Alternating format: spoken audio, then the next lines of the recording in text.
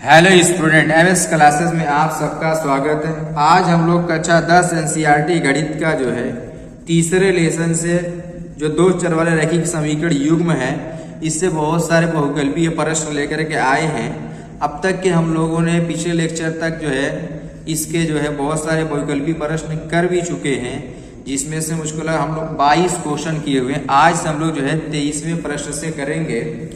तो देखिएगा, 23वां प्रश्न हमारा लिखा हुआ है कि 2x + 3y = 11 और 2x - 4y = 24 के हल होंगे। इसका क्वेश्चन कह रहा है कि हल ज्ञात कीजिए कि इसका हल कितना होगा। तो हम लोग जो है केवल ऑप्शन को देख करके अगर बताना रहे तो इसका सबसे आसान तरीका क्या है, जो इसमें दिया हुए मान वो यहाँ पर रख देंगे। अगर बराबर आएगा, संतुष्ट कर देगा, तो वही उसका आंसर हो जाएगा। देखिए, हम यहाँ पर मान रख रहे हैं। हमारा यहाँ पर जो पहला है 2x + 3y = 11। इस पहले हम लोग क्या x = 2 और y = 4 रख रहे हैं। तो कितना आएगा यहाँ पर 2 × 2 + 3 × 4 = 11। यहाँ कितना आएगा 4 + 4 12 = 11। यहाँ पर कितना आएगा 16 = 11, जो कि बराबर नहीं है, यानी ये वाला ऑप्शन बिल्कुल गलत है। इसी तरीके से दूसरा ऑप्शन इसका है -2x का मान -2 और y का मान -5। यहाँ पर रख के देख ले रहे हैं कितना आएगा 2 × -2 + 3 × -5 = 11। यहाँ कितना आएगा 2 दूनी 4 -4 5 × 15 -15 = 11। ये देख रहे हैं कि -19 के बटा में 11 आ रहा है, ये भी बराबर नहीं है, ये भी सही नहीं है। इसके बाद यहाँ पर देखिए, ये वाला इसका जो ऑप्शन दिया हुआ है, लिखा है कि x का मान हमारा -3 है और y का मान 1 है।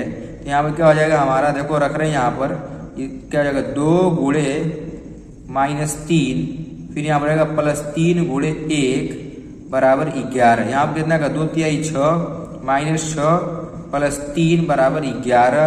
यहाँ पर कितना हो जाएगा, इसमें से घटा लेंगे तो -3 = 11, जो कि ये भी सही नहीं है हमारा, ये भी बराबर नहीं आया। अब तो उम्मीद है कि ये कंफर्म ही हो गया कि हमारा चौथा वाला ऑप्शन ही सही होगा, यानी डी वाला ऑप्शन हमारा क्या हो जाएगा, राइट ऑप्शन हो जाएगा, डी वाला।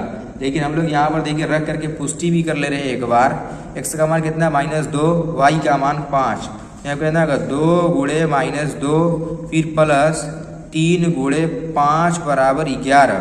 2 दूनी 4 -4 हो जाएगा, 5 × 15 = 11। अब इसमें से घटा देंगे 11 बराबर कितना हो जाएगा, 11 हो जाएगा। यानी इस हिसाब से हमारा जो है ये डी वाला ऑप्शन हमारा क्या हो जाएगा, राइट ऑप्शन जो हम लोगों को मिला वो डी वाला राइट ऑप्शन मिला। अब देखिए, इसके बाद हम लोग 24वां प्रश्न करते हैं। लिखा है 24वां प्रश्न, समीकरण x - y = 2 एवं x + y = 2 का हल होगा। इसमें भी सेम कंडीशन, यही जो क्वेश्चन हमारा जो है 23वें में पूछा था, वही इसमें भी पूछा हुआ है। और इसमें देखिए, ये प्रश्न 2022 में पूछा हुआ है, ये भी प्रश्न पूछा है किसी सन में। अब देखिए, इसको हम लोग जो है देखिए हल भी करके निकाल सकते हैं और जो है मान रख करके भी चेक कर सकते हैं। ये बहुत ही आसान प्रश्न है, दोनों को हल कर दे रहे हैं, अभी तुरंत इसका आंसर आ जाएगा। x - y = 2 और यहाँ पे कितना होगा x + y = 2। विलोपन विधि का प्रयोग करेंगे जैसे ही, वैसे ही हमारा क्या हो जाएगा, ये y से y कट जाएगा और यहाँ पर 2x बराबर हम लोग को 4 मिल गया। x बराबर कितना हो जाएगा हम लोगों को, यहाँ से 2, क्यों 4 के बटा में 2 का ना, x का मान 2 मिल गया। अब ये मान हम किसी समीकरण में रख करके निकाल देंगे। देखो, इस वाले समीकरण में रख दे रहे हैं, इसका x का मान इसमें रख दो, कितना होगा 2 + y = 2। अब ये 2 से 2 क्या हो जाएगा, कट जाएगा। y का मान कितना हो गया हमारा, 0 हो गया। यानी x का मान 2 और y का मान 0। 24वें प्रश्न का कौन सा ऑप्शन है, देखिए बी वाला ऑप्शन हमारा क्या है, यहाँ पर लिखा है x = 2 और y = 0, यानी इसका बी वाला ऑप्शन हमारा राइट हो जाएगा। अब देखिएगा प्रश्न संख्या 25, लिखा है कि समीकरण 3x + 2y = 6 तथा y = 0 का हल होगा। इसमें हमारा क्वेश्चन कह रहा है कि इसमें जो है इस समीकरण में इसका हल क्या होगा, मतलब x और y का मान इसमें भी निकालना है। तो यहाँ पर सबसे पहले एक चीज़ तो y का मान क्लियर ही है कि 0 होगा। तो हम लोग क्या करेंगे कि यही y का मान इसमें रख देंगे तो हमारे x का मान भी निकल जाएगा। देखिए यहाँ पर रख दे रहे हैं। देखिए यहाँ पर हमारा जो है ये समीकरण है कि 3x + 2y = 6 और दूसरा है y = 0। ये मान अगर हम लोग इसमें रख देते हैं तो x का मान मिल जाएगा कितना, अगर 3x + 2 × 0 = 6। यहाँ पर कितना आएगा 3x, फिर यहाँ पर रहेगा ये तो 0 ही हो जाएगा, ख़त्म हो गया, बराबर 6। तो x का मान निकालेंगे तो हमारा कितना आएगा 6 के बटा में 3, 3 एकम 3, 3 दूनी हो जाएगा हमारा 6। x का जो मान मिला वो कितना हो गया हमारा, वो मान 2 मिल गया। और y का मान तो पहले ही से 3 स्पष्ट है, तो इसका कौन सा ऑप्शन सही हो जाएगा, पहला वाला ऑप्शन हमारा राइट हो जाएगा। देखिए x का मान 2 और y का मान यहाँ पर 3 लिखा हुआ है। अब इसके बाद हम लोग प्रश्न संख्या 26 की बात करते हैं। देखिएगा प्रश्न संख्या 26 हमारा क्या होगा, लिखा है k के किस मान के लिए समीकरण निकाय 4x + ky = 6, फिर हम लिखा है 2x - 4y = 3 के अनगिनत हल होंगे। तो सबसे पहले हम लोग को ये पता होना चाहिए कि अनगिनत हल के लिए होता क्या है। अनगिनत हल का मतलब होता है कि अनेक हल, अपरिमित रूप से अनेक हल हो, यानी वो रेखाएं हमारी कैसे कहलाएंगी, समपाती, जिसमें जो हमारे अनुपातिक मान मिलता है वो a1 के बटा में a2 बराबर b1 के बटा में b2 बराबर c1 के बटा में c2। हम जानते हैं कि अनेक या अनगिनत हल के लिए यही हमारा सूत्र होता है। अब हमारा ये समीकरण निकाय यहाँ पर दिया हुआ है, इसी में से जो हमारा पहला समीकरण होगा इसमें a1 a2 a3 मिल जाएगा और a1 b1 और c1 मिल जाएगा, और इसमें हमारा क्या हो जाएगा a2 b2 और c2। तो हम लोग क्या करते हैं, देखो ये उठा करके इधर और ये उठा के इधर लेकर के आके मान रखते हैं, यानी माइनस में हो जाएगा एक तरीके से। a1 का मान देखिए यहाँ पर क्या है, x का जो गुणांक होता है वही a1 का मान होता है पहले समीकरण का। तो यहाँ पर a1 का मान कितना है हमारा, हम देख रहे हैं कि यहाँ पर a1 का मान 4 है, तो 4 के बटा में, अब देखो यहाँ पर a2 का मान कितना है 2, फिर यहाँ पर बराबर b1 का मान कितना, b1 का मान देखिए यहाँ पर कितना है k है तो k रख देंगे, फिर यहाँ पर b2 का मान कितना है -4 लिख दिया जाएगा, बराबर c1 का मान, ये उठ करके जब इधर आएगा तो बालक ये -6 में हो जाएगा, और ये जब उठ करके इधर आएगा तो ये -3 हो जाएगा। इसी को जो हम लोग क्या करेंगे कि हल कर लेंगे, और हल करने पर हमारा आंसर आ जाएगा। अब देखो इन दोनों को लें चाहे इन दोनों को लें, किसी को भी ले करके हम लोग हल कर सकते हैं। देखिए हम इन दोनों को लेकर हल कर रहे हैं। देखिए 2 एकम 2, 2 दूनी 4, 2 हो जाएगा। 4 का इसमें जब गुणा करेंगे तो कितना आएगा -8, और ये बराबर हो जाएगा हमारा k। केवल इन दोनों को लिया गया, इसको छोड़ दिया गया। इन दोनों को लेकर के जब हल करेंगे तो k का मान हमें मिल गया -8। अब देखिए कहीं भी k का मान -8 दिख रहा है। हम ये देख रहे हैं कि b वाला जो ऑप्शन है इसका आंसर हमारा, अरे 26 का जो b वाला है ये -8 दिया हुआ है, ये वाला हमारा इसका आंसर राइट हो जाएगा। अब देखिएगा प्रश्न संख्या 27 लिखा हुआ है कि समीकरण निकाय 5x - 3y + 2 = 0 और 6x + y - 2 = 0 का किस प्रकार का हल संभव है। यानी इससे हमारा किस प्रकार का संभव है, वास्तविक एवं अद्वितीय हल संभव ही नहीं है, अनेक हल, इनमें से कोई नहीं।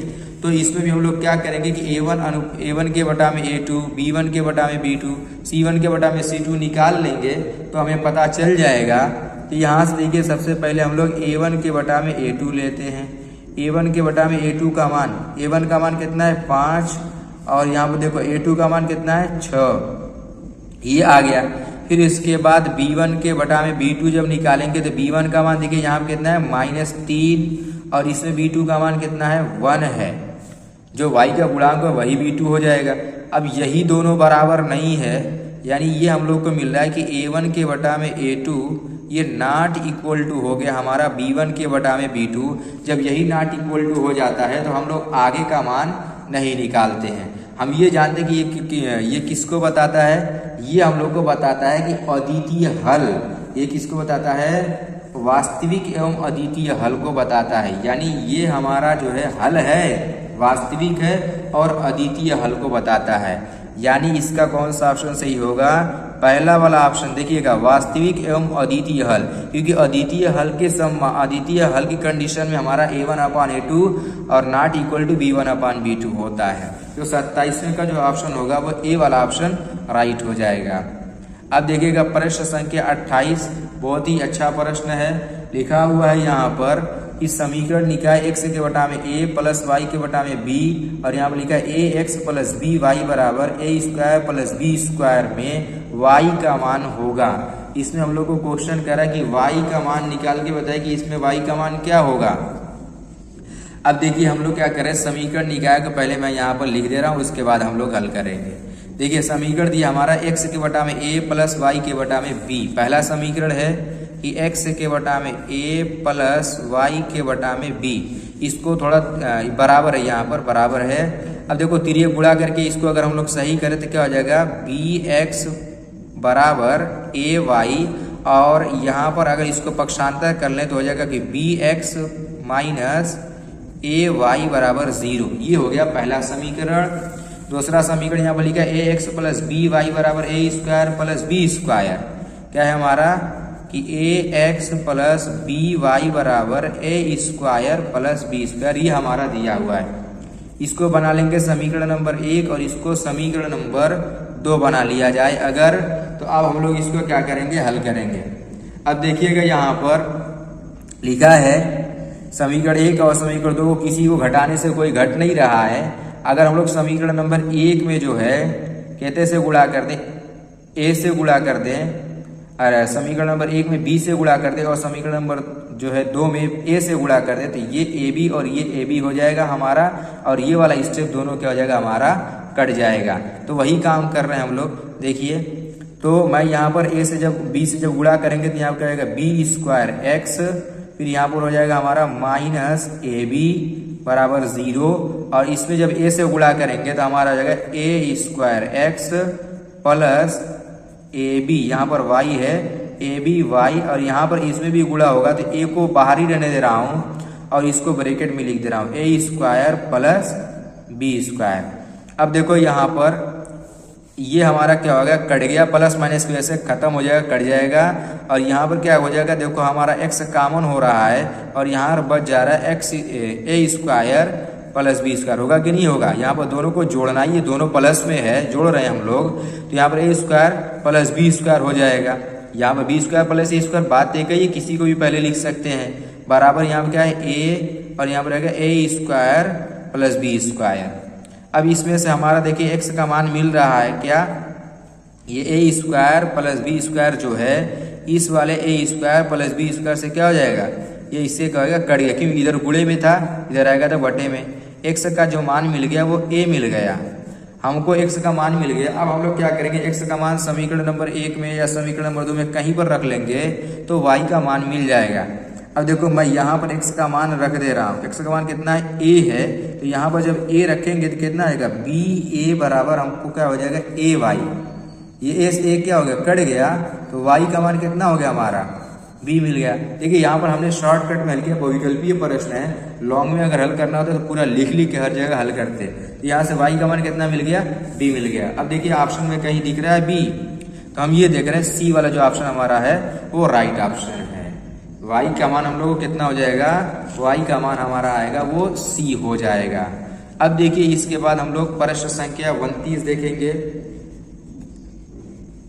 प्रश्न संख्या जो 29 है वो हमारा प्रश्न संख्या 29 लिखा हुआ है कि यहाँ पर दिया है कि समीकरण निकाय 2x प्लस ay बराबर, यहाँ पर दिया है 2x प्लस ay बराबर, यहाँ पर लिखा है कि 1 और 3x माइनस 5y बराबर 7 में अचर a के किस मान के लिए एक अद्वितीय हल होगा।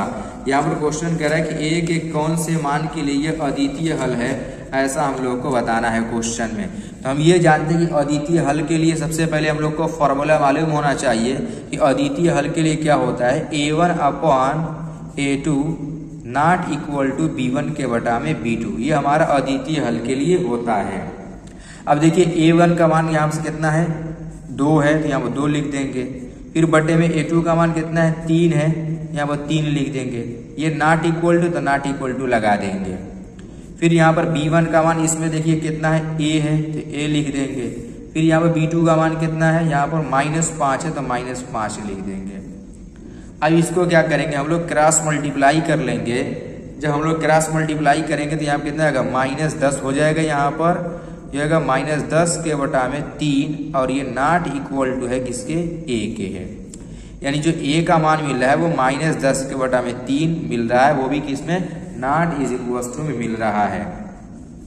यानी इसका कौन सा ऑप्शन हो जाएगा, ऐसा मान जिसमें a बराबर करें a नॉट इक्वल टू -10 के बटा में 3 होगा, वो सही हो जाएगा।